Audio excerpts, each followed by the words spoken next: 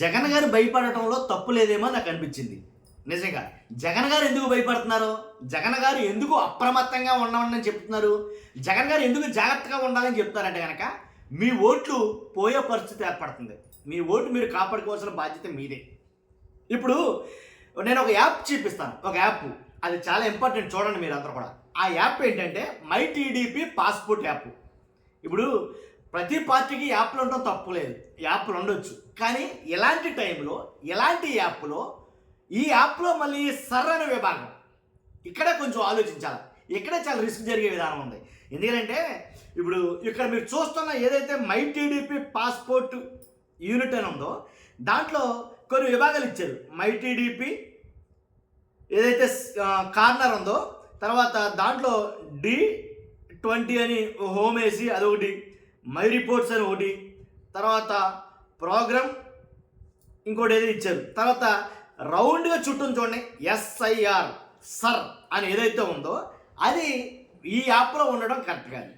అది వీళ్ళకి సంబంధం లేదు. ఆ సర్ అనే విభాగం వీళ్ళ యాప్లో సంబంధం లేదు, వీళ్ళకి సంబంధం లేదు. అది ఉండకూడదు, చట్టరీత్యా నేరం నన్ను అడిగితే కనుక, ఒక్క మాటలో చెప్పాల్సి వస్తే కనుక. కాబట్టి ఈ మై టీడీపీ యాప్లోనే అలా ఉండడం వల్ల ఏమవుతుందంటే, అంటే డైరెక్ట్గా వైఎస్ఆర్సీపీ ఓటర్ అని తెలిస్తే తీసి అవతల పడేయటం, మనోడరా అని తెలిస్తే ఉంచటం, ఎలా జరుగుతుందని వైఎస్ఆర్సీపీ నేతలు చాలామంది నెత్తు నోరు కొట్టుకుని ఆరోపిస్తున్నటువంటి విషయమే. దాని గురించే మనం మాట్లాడుతున్నాం. మనం మాట్లాడబోయే అంశం చాలా ఇంపార్టెంట్ అయిన విషయం. కానీ మీ బాధ్యతగా మీరు లైక్ చేయండి. మీరు లైక్ చేస్తే ఎక్కువ మందికి ఇన్ఫర్మేషన్ షేర్ అవుతుంది, ఎక్కువ మందికి తెలియాల్సిన అంశం. కొత్తగా మన ఛానల్ చూస్తే పక్కాగా సబ్స్క్రైబ్ చేయండి. మీ అమూల్యమైన అభిప్రాయాన్ని కామెంట్ రూపంలో తెలియజేయండి. ఆల్రెడీ మా ఓట్లు పోతున్నాయి అని చాలామంది చెప్తున్నారు. ఓట్లు ఆల్రెడీ తీసేస్తున్నారట. ఎందుకంటే కనుక ఎవరైతే మాజీ ఎమ్మెల్యే కోరుముట్ల ఎవరైతే ఉన్నారో వాళ్ళ కుటుంబం ఓట్లన్నీ గల్లంతేనియంట. వాళ్ళ కుటుంబానికి సంబంధించిన ఓట్లన్నీ తీసేశారట. ఆయన గగ్గోలు పెడుతున్నాడు. అంతేకాదు ఫిర్యాదు చేస్తారన్నారు ఎలక్షన్ కమిషన్ గారికి. కాబట్టి అంతేకాదు శైలజనాథ్ గారు అనుకుంటా, ఆయన అంటున్నాడు గతంలో సేవామిత్ర పేరుతోనే ఇలాగే జరిగింది. గతంలో కూడా 30 లక్షల వైఎస్ఆర్సీపీ ఓట్లు గల్లంతయ్యాయి. ఇప్పుడు ఇక్కడనే కాదండి, వేరే రాష్ట్రాల్లో చూసుకున్నా సరే, పశ్చిమ బెంగాల్ కావచ్చు, ఇలాగ మహారాష్ట్ర కావచ్చు, ఇలా చాలా చోట్ల ఓట్లు దారుణంగా అయితే తీసేయడం జరిగింది. తీసేసి గెలిచిన సందర్భాలు ఉన్నాయి. కానీ గెలవడానికి ఎన్ని ఎత్తులైనా వేస్తారు రాజకీయ పార్టీలు. కాబట్టి ఏపీలో అలా జరగకుండా ఉండాలి అని అంటే కనుక మీ బాధ్యతగా మీరు మీ ఓటు ఉందో లేదో చెక్ చేసుకోవాలి. ఒకటి ఏదైతే ఫామ్ ఇస్తారో ఆ ఫామ్ ఫిల్ చేసి మీ ఓటును కాపాడుకోవాల్సిన బాధ్యత మీది. తర్వాత అంటే ఇక్కడ మై టీడీపీ పాస్పోర్ట్ యాప్ ఏదైతే ఉందో దాంట్లో నా తెలియగలుగుతాను అసలు ఓటర్లకి సంబంధించిన డేటా వాళ్ళ దగ్గర ఎందుకు ఉంది.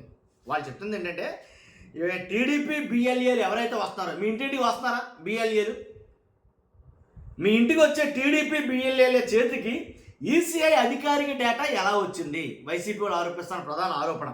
తర్వాత బిఎల్ఓ యాప్ తోటి, ఏదైతే బిఎల్ఓ దగ్గర ఒక యాప్ ఉంటుందో ఆ యాప్ తోటి టీడీపీ బిఎల్ఏలకు యాక్సెస్ ఎలా ఇచ్చారు అసలు అనేది ఒకటి. తర్వాత మై టీడీపీ పాస్పోర్ట్ యాప్లో ఓటర్ల వివరాలు ఎందుకు ఉన్నాయి, ఇది ఇంపార్టెంట్. అసలు మా వివరాలు మీ దగ్గర ఎందుకు ఉన్నాయి? మా వివరాలు మీ దగ్గర ఉండాల్సిన పని ఏంటి అసలు? అంటే మేము ఏ పార్టీకి సంబంధించిన వాళ్ళని తెలిస్తే మా ఓటు తీసేయచ్చు, అంతేగా. కానీ ఇలాంటి కుట్ర జరుగుతుందా ఏపీలో అని అంటే కనుక ఏమో జరగవచ్చు. ప్రస్తుతానికైతే అదే వాళ్ళ భయం. వైఎస్ఆర్సీపీ వాళ్ళ భయం ఏంటంటే చాలామంది ఆల్రెడీ ఓట్లు పోయి అన్నారు వాళ్ళు. కాబట్టి అంటే ఈ టీడీపీ పాస్పోర్ట్ యాప్ ఏదైతే ఉందో అంటే అధికారం మా చేతిలో ఉంది కదా అని బిఎల్ఓల్ని, వాళ్ళ పార్టీలు వాళ్ళకి సంబంధించిన వాళ్ళని పంపి వాళ్ళు ఇష్టానురాజ్యంగా చేస్తారని చెప్పేసి ఒక వాదన. తర్వాత ప్రతి ఓటర్ డేటా అప్లోడ్ చేసిన వెంటనే స్క్రీన్ షాట్ తీసి వాళ్ళ టీడీపీ నేతలకు పంపుతున్నారంట. అవసరం ఏంటి? ఇది నిజమైతే కనుక అవసరం ఏంటి? టీడీపీ యాప్లో ఓటర్ల అసలు డేటా ఉండడం ఏంటి? ఓటర్లు కాబట్టి ఆ ఫోటోలన్నీ బయటకు వచ్చినాయి. మీకు నేను ఇక్కడ ఫోటో ప్లే చేస్తాను. ఇక్కడ ఎవరో సునీధ ఎవరో పేరు ఉంది. నేను ఫోటోలు ఇవన్నీ నేను ఇక్కడ చూపిస్తాను మీకు. మై టీడీపీ పాస్పోర్ట్ యాప్ ఇలా. కాబట్టి ఈ యాప్లతోటి జాగ్రత్త నిజంగాను. కాబట్టి దీని మీద రాష్ట్రం మొత్తం చర్చ జరగాలి. ఎందుకని వచ్చే బిఎల్ఓలు ఎవరైతే బిఎల్ఏలు ఎవరైతే వస్తున్నారో ఆ బిఎల్ఏలకి వాళ్ళతో పాటు రాజకీయ పార్టీలు ఆ సంబంధం ఏముంది వాళ్ళకి? ఇది ఎలక్షన్ కమిషన్ నిర్వహించేది. ఎలక్షన్ కమిషన్ చూసుకుంటుంది. ఇది రాజకీయ పార్టీలకు సంబంధం ఏంటి? రాజకీయ పార్టీకి ఎలాంటి సంబంధం లేదు. కానీ చెక్ చేసుకోవాల్సిన బాధ్యత మనకుంది. ఖచ్చితంగా మన ఓటు గురించి మన ఓటును కాపాడుకోవాలి. ఓటుని దొంగతనం చేసే దొంగోళ్ళు వస్తున్నారు, ఓటుని దొంగతనాలు చేస్తారు, అలాంటి దొంగోళ్ళు వస్తారు. అలాంటి వాళ్ళు వచ్చినప్పుడు మనం జాగ్రత్తగా ఉండాలి.